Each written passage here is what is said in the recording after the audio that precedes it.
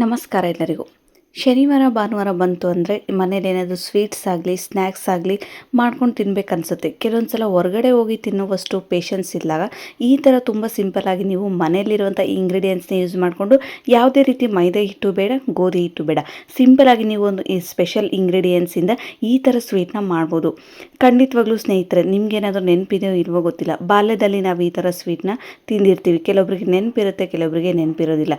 ಈ ಸ್ವೀಟ್ನ ಮತ್ತೆ ತಿಂದಾಗ ನೀವು ಮತ್ತೊಂದು ಸಲ ನೀವು ನಿಮ್ಮ ಬಾಲ್ಯವನ್ನು ಕೂಡ ನೆನಪಿಸ್ಕೊಳ್ಬೋದು. ತುಂಬಾ ಟೇಸ್ಟಿಯಾಗಿ ಹೋಗಿ ಬೇಕ್ರಿ ಸ್ಟೈಲಲ್ಲಿ ಸ್ವೀಟ್ನ ಮನೇಲೇ ಮಾಡ್ಕೊಂಡು ತಿನ್ಬೋದು. ತುಂಬಾ ಸಾಫ್ಟ್ ಆ್ಯಂಡ್ ಟೇಸ್ಟಿ ಸ್ವೀಟ್ಸ್. ಈ ಸ್ವೀಟ್ಸ್ ಬಂದುಬಿಟ್ಟು ನಾನು ತುಂಬಾ ಕಡಿಮೆ ಇಂಗ್ರೀಡಿಯೆಂಟ್ಸಿಂದ ಮಾಡ್ಕೊಂಡಿದ್ದೀನಿ. ತುಂಬ ಸಾಫ್ಟಾಗೂ ಕೂಡ ಇರುತ್ತೆ, ತುಂಬ ಕ್ರಿಸ್ಪಿಯಾಗಿ ಕೂಡ ಇರುತ್ತೆ. ಇದನ್ನು ನೀವು ಒಂದು ವೀಕ್ವರೆಗೂ ಫ್ರೀಝರಲ್ಲಿ ಸ್ಟೋರ್ ಮಾಡಿ ಕೂಡ ಇಟ್ಕೊಳ್ಬೋದು. ವಿಡಿಯೋ ಯಾಕೆ ತಡ ಮಾಡೋದು, ಬನ್ನಿ ನೋಡೋಣ. ವಿಡಿಯೋನ ಕೊನೆ ತನಕ ಸ್ಕಿಪ್ ಮಾಡದೆ ನೋಡಿ. ನೀವೇನಾದರೂ ಇನ್ನೂ ನನ್ನ ಚಾನಲ್ಗೆ ಸಬ್ಸ್ಕ್ರೈಬ್ ಮಾಡಿಲ್ಲ ಅಂದರೆ ಸಬ್ಸ್ಕ್ರೈಬ್ ಮಾಡ್ಕೊಳ್ಳಿ. ಮೊದಲಿಗೆ ಒಂದು ಮಿಕ್ಸಿ ಜಾರ್ನ ತೊಗೊಳ್ಳಿ. ಮಿಕ್ಸಿ ಜಾರ್ಗೆ ನಾನಿಲ್ಲಿ 1 ಕಪ್ ಆಗುವಷ್ಟು ಸೂಜಿ ರವೆಯನ್ನು ತೊಗೊಂಡಿದ್ದೀನಿ. ಚಿರೋಟಿ ರವೆ ಅಂತಾರಲ್ವ, ಬಾಂಬೆ ರವೆ, ಸಣ್ಣ ರವೆ, ಅದು ಉಪ್ಪಿಟ್ಟು ರವೆ ಅಲ್ಲ, ಚಿರೋಟಿ ರವೆ ಅಂತಾರಲ್ವ. 1 ಕಪ್ ಆಗುವಷ್ಟು ನಾನು ಚಿರೋಟಿ ರವೆಯನ್ನು ಮಿಕ್ಸಿ ಜಾರ್ಗೆ ಹಾಕ್ಕೊಳ್ತಾ ಇದ್ದೀನಿ. ಯಾಕೆ ಮಿಕ್ಸಿ ಜಾರ್ಗೆ ಹಾಕ್ಕೊಳ್ಬೇಕು ಅಂದರೆ, ಮಿಕ್ಸಿ ಜಾರ್ಗೆ ಹಾಕ್ಕೊಂಡು ನಾವು ಸ್ವೀಟ್ನ ಮಾಡೋದ್ರಿಂದ ಸ್ವೀಟ್ ತುಂಬ ಸಾಫ್ಟಾಗಿ ಬರುತ್ತೆ. ಇಲ್ಲಾಂದರೆ ಏನಾಗಿಬಿಡುತ್ತೆ ಅಂದರೆ ತರಿಯಾಗಿ ನಮಗೆ ಒರಟಾಗಿ ಬರುತ್ತೆ. ಆ ಕಾರಣಕ್ಕಾಗಿ ನೀವು ಮೊದಲಿಗೆ 1 ಕಪ್ ಆಗುವಷ್ಟು ಸೂಜಿ ರವೆನ ಸಣ್ಣದಾಗಿ ಒಂದು 2-3 ಸಲ ಗ್ರೈಂಡ್ ಮಾಡಿಕೊಂಡು ಸೈಡಲ್ಲಿಡಿ. ನೆಕ್ಸ್ಟ್ ಒಂದು ಕಡಾಯಿ ತೊಗೊಳ್ಳಿ. ಗ್ಯಾಸನ್ನು ಕಂಪ್ಲೀಟಾಗಿ ಲೋ ಫ್ಲೇಮಲ್ಲಿ ಇಟ್ಕೊಂಡು 2 ಟೇಬಲ್ ಸ್ಪೂನ್ ಆಗುವಷ್ಟು ತುಪ್ಪವನ್ನು ಹಾಕ್ಕೊಂಡು ನಾವೇನು ಚೆನ್ನಾಗಿ ಗ್ರೈಂಡ್ ಮಾಡ್ಕೊಂಡು ಪೌಡರ್ ಮಾಡಿರ್ತೀವಲ್ವ, ಈ ಸೂಜಿ ರವೆಯನ್ನು ತುಪ್ಪದಲ್ಲಿ ಹಾಕಿ ಈ ಥರ ಚೆನ್ನಾಗಿ ನೀವು ಮಿಕ್ಸ್ ಮಾಡ್ಕೊಳ್ಬೇಕು. ಅಂದರೆ ಚೆನ್ನಾಗಿ ತುಪ್ಪದ ಜೊತೆ ಸೂಜಿ ರವೆಯನ್ನು ಬೆರೆಸಬೇಕಾಗುತ್ತೆ. ಗ್ಯಾಸನ್ನು ಕಂಪ್ಲೀಟಾಗಿ ಲೋ ಫ್ಲೇಮಲ್ಲಿ ಇಟ್ಕೊಳ್ಬೇಕಾಗುತ್ತೆ. ಖಂಡಿತವಾಗ್ಲೂ ಸ್ನೇಹಿತರೆ, ತುಪ್ಪದ ಫ್ಲೇವರ್ ತುಂಬಾ ಚೆನ್ನಾಗಿರುತ್ತೆ. ಸಾಧ್ಯ ಆದಷ್ಟು 2 ಸ್ಪೂನ್ಗಿಂತ ಜಾಸ್ತಿ ನೀವು ತುಪ್ಪವನ್ನು ಹಾಕಿ ಕೂಡ ಸೂಜಿ ರವೆನ ಚೆನ್ನಾಗಿ ರೋಸ್ಟ್ ಮಾಡ್ಕೊಳ್ಬೋದು. ಒಂದು 3-4 ನಿಮಿಷ ಯಾವುದೇ ರೀತಿ ಗಂಟುಗಳಿರಬಾರ್ದು. ತುಂಬ ಪ್ಲೇನಾಗಿ ನಮಗೆ ರವೆ ತುಪ್ಪದ ಜೊತೆ ಚೆನ್ನಾಗಿ ಬೆರೆಸಬೇಕಾಗುತ್ತೆ. ಈ ಥರ ನೀವು ಪ್ಲೇನ್ ಸ್ಪೂನ್ ತೊಗೊಂಡು ಈ ಥರ ಚೆನ್ನಾಗಿ ಪ್ರೆಸ್ ಮಾಡೋದ್ರಿಂದ ಎಲ್ಲ ಸೂಜಿ ರವೆ ಕಣಗಳಲ್ಲೂ ತುಪ್ಪದ ಫ್ಲೇವರ್ ಕೂಡ ನಮಗೆ ಚೆನ್ನಾಗಿ ಹರಡ್ತಾ ಹೋಗುತ್ತೆ. ಈ ಥರ ಕಂಟಿನ್ಯೂಯಸ್ ಆಗಿ ಒಂದು 3-4 ನಿಮಿಷ ಸ್ವಲ್ಪ ಕಲರ್ ಕೂಡ ಚೇಂಜ್ ಆಗೋ ತನಕ ಚೆನ್ನಾಗಿ ಮಿಕ್ಸ್ ಮಾಡ್ಕೊಳ್ಬೇಕು. ನೋಡಿ, ಈಗ ಕಲರ್ ಕೂಡ ತುಂಬ ಚೆನ್ನಾಗಿ ಚೇಂಜ್ ಆಗಿದೆ. ಯಾವ ಕಪ್ ಅಳತೆಯಿಂದ ನಾನು ಸೂಜಿ ರವೆಯನ್ನು ತೊಗೊಂಡಿದ್ದೀನೋ ಅದೇ ಕಪ್ ಅಳತೆಯಿಂದ 1 ಕಪ್ ಆಗುವಷ್ಟು ಮಾಮೂಲಿಯಾಗಿರುವಂಥ ತಣ್ಣ ನೀರೇ ತೊಗೊಂಡಿದ್ದೀನಿ. ಯಾವುದೇ ರೀತಿ ಬಿಸಿ ನೀರಲ್ಲ, ತಣ್ಣಗಿರುವ ನೀರನ್ನೇ ತೊಗೊಂಡು ಗಂಟುಗಳು ಇಲ್ಲದೆ ಇರೋ ಥರ ಚೆನ್ನಾಗಿ ನೀವು ಮಿಕ್ಸ್ ಮಾಡ್ಕೊಳ್ಬೇಕು. ನೋಡಿ, ರವೆಯಲ್ಲಿ ನೀರನ್ನು ಹಾಕಿದ ತಕ್ಷಣ ನಮಗೆ ಬೇಗ ಗಂಟುಗಳು ಬಂದುಬಿಡುತ್ತೆ.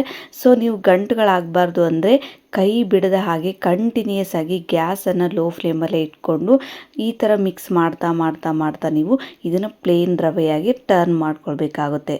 ನೋಡಿ, ಈ ಥರ ಚೆನ್ನಾಗಿ ಮಿಕ್ಸ್ ಮಾಡ್ಕೊಳ್ಬೇಕು. ಈ ಥರ ನೀವು ಎಷ್ಟು ಚೆನ್ನಾಗಿ ನೀರನ್ನು ಹಾಕಿ ಮಿಕ್ಸ್ ಮಾಡ್ತಿರೋ ಅಷ್ಟು ಸಾಫ್ಟಾಗಿ, ಅಷ್ಟು ಟೇಸ್ಟಿಯಾಗಿ ನಮಗೆ ಸ್ವೀಟ್ ಕೂಡ ರೆಡಿಯಾಗುತ್ತೆ. ಸ್ವಲ್ಪ ನನ್ನ ಸ್ಪೂನ್ ಕೂಡ ಕೆಟ್ಟೋಗಿತ್ತು. ಸೊ ನಾನು ಬೇರೆದು ಆನ್ಲೈನಲ್ಲಿ ಬುಕ್ ಮಾಡಿದೆ, ಅದು ಬರೋ ಹೊತ್ತಿಗೆ ಸ್ವಲ್ಪ ಲೇಟ್ ಆಗಿತ್ತು. ಆ ಕಾರಣಕ್ಕಾಗಿ ಅದೇ ಸ್ಪೂನ್ ಬೇಕಾಗಿರೋದ್ರಿಂದ ನಾನು ಯೂಸ್ ಮಾಡಿದೆ, ಬಟ್ ಅದು ಸೆಟ್ ಆಗಿಲ್ಲ. ಈಗ ನಾನು ಬೇರೆ ಸ್ಪೂನ್ನ ತೊಗೊಂಡು ಈ ಥರ ಕಂಟಿನ್ಯೂಸ್ ಆಗಿ ಪ್ರೆಸ್ ಮಾಡ್ತಾ ಇದ್ದೀನಿ. ಈ ಥರ ಗಟ್ಟಿಯಾಗಬೇಕು. ಇಷ್ಟು ಗಟ್ಟಿಯಾದಾಗ ಮತ್ತೆ 1 ಟೇಬಲ್ ಸ್ಪೂನ್ ಆಗುವಷ್ಟು ನಾನು ತುಪ್ಪವನ್ನು ಹಾಕಿ ಚೆನ್ನಾಗಿ ಮಿಕ್ಸ್ ಮಾಡ್ಕೊಳ್ತಾ ಇದ್ದೀನಿ. ನಾವು ಯಾವ ಕಡೆ ತಿರುಗಿಸಿದ್ರೂ ಆ ಕಡೆ ತಿರುಗಬೇಕು. ಯಾವುದೇ ರೀತಿ ಅದು ಸೌಟಿಗೆ ಹತ್ತಬಾರ್ದು. ಹಂಗಾದಾಗ ಮಾತ್ರ ನಮಗೆ ಪರ್ಫೆಕ್ಟಾಗಿ ಸೂಜಿ ತುಂಬ ಚೆನ್ನಾಗಿ ಹಳ್ಕೊಂಡಿದೆ ಅಂತ ಅರ್ಥ. ನೋಡಿ, ಎಷ್ಟು ಚೆನ್ನಾಗಿ ನಾನು ಈ ಥರ ಪ್ರೆಸ್ ಮಾಡ್ತಾ ಇದ್ದೀನಿ ಅಂದರೆ ಈಗ ನಾನು ಗ್ಯಾಸನ್ನು ಆಫ್ ಮಾಡಿಕೊಂಡು ಒಂದು ಪ್ಲೇಟ್ಗೆ ಟ್ರಾನ್ಸ್ಫರ್ ಮಾಡ್ಕೊಳ್ತಾ ಇದ್ದೀನಿ. ನೋಡಿ, ರವೆ ತುಂಬ ಚೆನ್ನಾಗಿ ಹಳ್ಕೊಳ್ಬೇಕು ಅಂದರೆ ಒಂದು 10-20 ಸೆಕೆಂಡ್ ಗ್ಯಾಸಲ್ಲೇ ಆಫ್ ಮಾಡಿಕೊಂಡು ಕಡಾಯಲ್ಲೇ ಬಿಟ್ಟು ನೆಕ್ಸ್ಟ್ ನಾನೀಗ ಒಂದು ಪ್ಲೇಟ್ಗೆ ಹಾಕ್ಕೊಂಡು ಈ ಥರ ಚೆನ್ನಾಗಿ ಹರಡ್ಕೊಳ್ತಾ ಇದ್ದೀನಿ. ಯಾಕೆ ಅಂದರೆ ತುಂಬ ಬಿಸಿ ಇರುತ್ತೆ ಅಲ್ವ ರವೆ ತುಂಬ ಬಿಸಿ ಇದ್ದಾಗ ನಾವು ಚೆನ್ನಾಗಿ ನಾದ್ಕೊಳ್ಳಿಕ್ಕೆ ಆಗೋದಿಲ್ಲ. ಆ ಕಾರಣಕ್ಕಾಗಿ ಸ್ವಲ್ಪ ಈ ಥರ ಪ್ಲೇಟಲ್ಲಿ ತುಂಬ ಚೆನ್ನಾಗಿ ಹರಡ್ಕೊಂಡ್ಬಿಟ್ಟು ಒಂದು 2-3 ಟೇಬಲ್ ಸ್ಪೂನ್ ಆಗುವಷ್ಟು ತುಪ್ಪವನ್ನು ಹಾಕ್ಕೊಂಡ್ರೆ ನಾವು ಯಾವ ರೀತಿ ನಾದ್ತೀವೋ ನಮಗೆ ಆ ಹದಕ್ಕೆ, ಅಂದರೆ ಮಾಮೂಲಿಯಾಗಿ ನೀವು ಚಪಾತಿ ಹಿಟ್ಟು ಮೈದಾ ಹಿಟ್ಟನ್ನು ಯಾವ ರೀತಿ ನಾದ್ಕೊಳ್ತೀರೋ ಅದೇ ರೀತಿ ನಮಗೆ ಕೈಗೆ ಮುಟ್ಟುವಷ್ಟು ಬಿಸಿ ತಾಕೋ ತನಕ ಇಟ್ಟಿದ್ರೆ ಸಾಕು. ಈ ಥರ ಆದಾಗ ನಾವು ಚೆನ್ನಾಗಿ ನಾದ್ಕೊಳ್ಬೇಕು. ನೀವು ನಾದ್ಕೊಳ್ಳೋ ವಿಧಾನದಲ್ಲೂ ಕೂಡ ಇದೆ. ಎಷ್ಟು ಚೆನ್ನಾಗಿ ನೀವು ಸೂಜಿನ ಸಾಫ್ಟಾಗಿ ನಾದ್ಕೊಳ್ತೀರೋ ಅಷ್ಟು ಸಾಫ್ಟಾಗಿ ನಮಗೆ ಪ್ಲೇನಾಗಿ ಬರುತ್ತೆ. ಯಾವುದೇ ರೀತಿ ಕ್ರ್ಯಾಕ್ಸ್ ಥರ ಬರೋದಿಲ್ಲ. ಈ ಸೂಜಿ ಸ್ಟಿಕ್ಸ್ ಏನು ನಾವು ರೆಡಿ ಮಾಡ್ತೀವಲ್ವ ಅದು ಕ್ರ್ಯಾಕ್ಸ್ ಥರ ಬರೋದಿಲ್ಲ, ಒಡುಕೊಡುಕಾಗೋದಿಲ್ಲ, ತುಂಬ ಪ್ಲೇನಾಗಿ ಬರುತ್ತೆ. ಈ ರೀತಿ ಚೆನ್ನಾಗಿ ನಾದ್ಕೊಂಡಾದ್ಮೇಲೆ ಸ್ವಲ್ಪ ಕೈಗೆ ತುಪ್ಪವನ್ನು ಹಚ್ಕೊಂಡು ನಾನೀಗ ಪ್ಲೇನಾಗಿ ಈ ಥರ ಉದ್ದುದ್ದನೇದಾಗಿ ಸಿಂಪಲಾಗಿ ಸ್ಟಿಕ್ಸ್ನ ಮಾಡ್ತಾ ಇದ್ದೀನಿ. ನೀವು ಬೇಕಿದ್ರೆ ಈ ಥರ ಮಾಡಲ್ಲ ಅನ್ನೋರು ರೌಂಡ್ ಬಾಲ್ ಶೇಪಲ್ಲಿ ಕೂಡ ಮಾಡ್ಬೋದು, ಪೇಡ ಶೇಪಲ್ಲಿ ಕೂಡ ಮಾಡ್ಬೋದು. ಬಟ್ ಈ ರೀತಿಯಾಗಿ ನೀವು ಸ್ಟಿಕ್ಸ್ ಟೈಪಲ್ಲಿ ಮಾಡೋದ್ರಿಂದ ಸಕ್ಕರೆ ಪಾಕದಲ್ಲಿ ಬೇಗ ಕುದಿಯುತ್ತೆ, ಎಣ್ಣೆಯಲ್ಲಿ ಕೂಡ ಚೆನ್ನಾಗಿ ಬೇಗ ರೋಸ್ಟ್ ಆಗುತ್ತೆ. ಆ ಕಾರಣಕ್ಕಾಗಿ ನಾನು ಇದೇ ರೀತಿ ಹಿಟ್ಟಿನಿಂದ ಪೂರಿಕ್ಕಿಂತ ಸ್ವಲ್ಪ ಕಡಿಮೆನೇ ಹಿಟ್ಟನ್ನು ತೊಗೊಳ್ಬೇಕು. ತೀರ ದಪ್ಪವಾಗಿ ಮಾಡೋದು ಬೇಡ, ತೀರ ತೆಳುವಾಗಿ ಮಾಡೋದು ಬೇಡ, ಮೀಡಿಯಮ್ ಸೈಜಾಗಿ ಮಾಡ್ಕೊಳ್ಬೇಕಾಗುತ್ತೆ. ಈ ರೀತಿ ನಾನು ಉಳಿದ ಸೂಜಿಯಿಂದನೂ ಇದೇ ರೀತಿ ಪ್ಲೇಟ್ಸ್ ತುಂಬ ಮಾಡ್ಕೊಂಡಿದ್ದೀನಿ. ಇಷ್ಟ ಆದರೆ ಸಾಕು ನೋಡಿ, ಎಲ್ಲದೂ ಕೂಡ ಒಂದೇ ಸೈಜಲ್ಲೇ ಮಾಡ್ಕೊಂಡಿದ್ದೀನಿ. ಇದನ್ನೇ ನೀವು ಮಾಡ್ಕೊಳ್ಳುವಾಗ ಎಣ್ಣೆನ ಚೆನ್ನಾಗಿ ಬಿಸಿ ಆಗಲಿಕ್ಕೆ ಇಡಿ.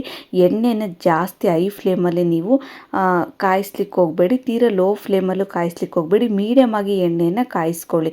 ತೀರ ಏನಾದರೂ ಎಣ್ಣೆ ಕಡಿಮೆ ಕಾಯಿಸ್ಕೊಂಡ್ರೆ ಅದು ಹಸಿ ಹಸಿ ಥರ ಆಗಿಬಿಡುತ್ತೆ. ಮೀಡಿಯಮ್ ಆಗಿ ಎಣ್ಣೆ ಚೆನ್ನಾಗಿ ಕಾಯಿಸ್ಕೊಂಡು ಗ್ಯಾಸನ್ನು ಲೋ ಫ್ಲೇಮಲ್ಲೇ ಇಟ್ಕೊಳ್ಳಿ.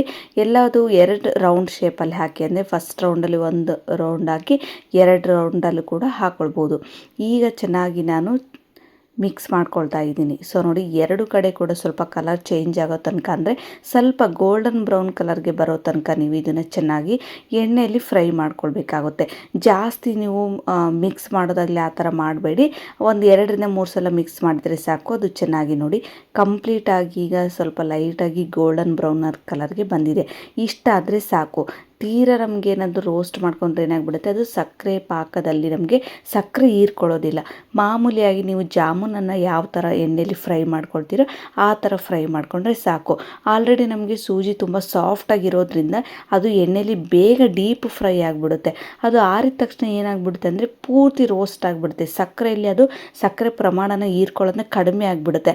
ಆ ಕಾರಣಕ್ಕಾಗಿ ಸ್ವಲ್ಪ ಸಾಫ್ಟಾಗಿ ನೀವು ಬೇಯಿಸ್ಕೊಂಡ್ರೆ ಅದು ಚೆನ್ನಾಗಿ ಸಕ್ಕರೆಯಲ್ಲೇ ಹೀರ್ಕೊಳ್ಳುತ್ತೆ. ಈಗೆಲ್ಲದನ್ನ ಎಣ್ಣೆಯಲ್ಲಿ ಫ್ರೈ ಮಾಡ್ಕೊಂಡಾದ್ಮೇಲೆ ಈಗ ಸೈಡಲ್ಲಿಡಿ.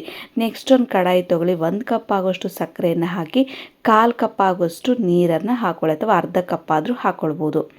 ಇದನ್ನು ಗ್ಯಾಸನ್ನು ಸ್ವಲ್ಪ ಮೀಡಿಯಮ್ ಟು ಹೈ ಫ್ಲೇಮಲ್ಲಿ ಇಟ್ಕೊಂಡು ಚೆನ್ನಾಗಿ ಸಕ್ಕರೆನ ಕರಗಿಸ್ಕೊಳ್ಬೇಕಾಗುತ್ತೆ.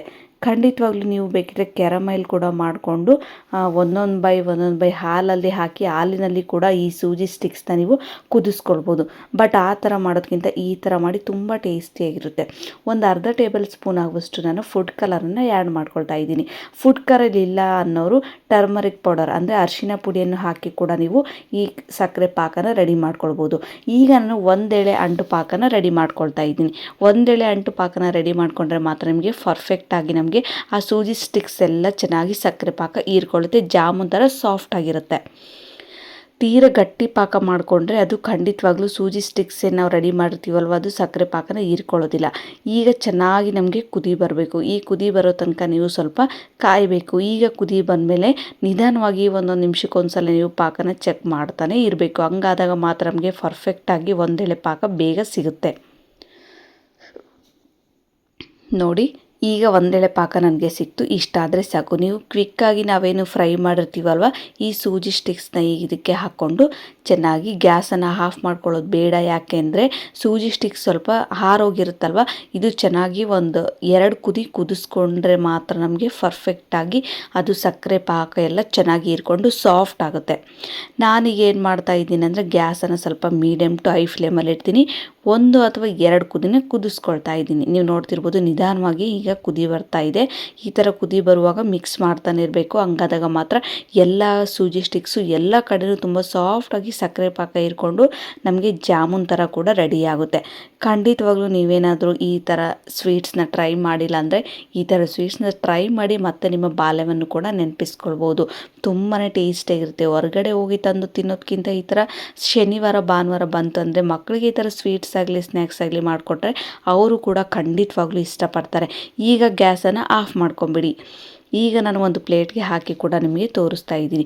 ಖಂಡಿತವಾಗ್ಲೂ ಸ್ನೇಹಿತರೆ ಈ ಥರ ಸ್ವೀಟ್ನ ಮಾಡಿದರೆ ನೀವು ಒಂದು ವೀಕ್ವರೆಗೂ ಫ್ರೀಝರಲ್ಲಿಟ್ಟು ನೀವು ಸ್ಟೋರ್ ಮಾಡಿ ಕೂಡ ತಿನ್ಬೋದು. ಯಾವುದೇ ರೀತಿ ಸ್ವೀಟ್ ಕೂಡ ಕೆಟ್ಟೋಗೋದಿಲ್ಲ. ನೀವೇನಾದರೂ ಟ್ರೈ ಮಾಡಿಲ್ಲ ಅಂದರೆ ಒಂದು ಸಲ ಟ್ರೈ ಮಾಡಿದರೆ ನನಗೆ ಕಾಮೆಂಟ್ ಮೂಲಕ ತಿಳಿಸಿ. ಇನ್ನೂ ನನ್ನ ಚಾನಲ್ಗೆ ಸಬ್ಸ್ಕ್ರೈಬ್ ಮಾಡಿಲ್ಲ ಅಂದರೆ ಲೈಕ್ ಮಾಡಿ, ಶೇರ್ ಮಾಡಿ, ಸಬ್ಸ್ಕ್ರೈಬ್ ಮಾಡೋದನ್ನು ಮಾತ್ರ ಮರಿಬೇಡಿ.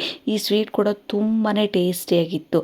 ಯಾವುದೇ ರೀತಿ ಮೈದಾ ಹಿಟ್ಟು ಬೇಡ, ಗೋಧಿ ಹಿಟ್ಟು ಬೇಡ, ನಮಗೆ ಸೂಜಿ ರವೆ ಒಂದೇ ಇದ್ದರೆ ಸಾಕು. ತುಂಬಾ ಟೇಸ್ಟಿಯಾಗಿ ಸ್ವೀಟ್ನ ರೆಡಿ ಮಾಡ್ಬೋದು. ಸಿಗೋಣ ಮತ್ತೆ ಮುಂದಿನ ವಿಡಿಯೋದಲ್ಲಿ. ಧನ್ಯವಾದಗಳು ಸ್ನೇಹಿತರೆ. ನಾನೀಗ ಮೇಲೆ ಸ್ವಲ್ಪ ಡ್ರೈ ಫ್ರೂಟ್ಸ್ದು ಪೌಡರ್ ಇತ್ತು ಡೆಕೋರೇಷನ್ಗೆ ಅಂತೇಳಿ ಮೇಲೆ ಸ್ವಲ್ಪ ಅದನ್ನು ಹಾಕಿದ್ದೀನಿ. ಈಗ ನಾನು ಒಂದು ಓಪನ್ ಮಾಡಿ ಕೂಡ ತೋರಿಸ್ತಾ ಇದ್ದೀನಿ. ನೋಡಿ, ಹೊರಗಡೆ ಎಲ್ಲ ತುಂಬ ಕ್ರಿಸ್ಪಿಯಾಗಿ ಒಳಗಡೆ ಎಲ್ಲ ತುಂಬ ಸಾಫ್ಟಾಗಿ ಈ ಸ್ವೀಟ್ ಕೂಡ ರೆಡಿಯಾಗಿತ್ತು.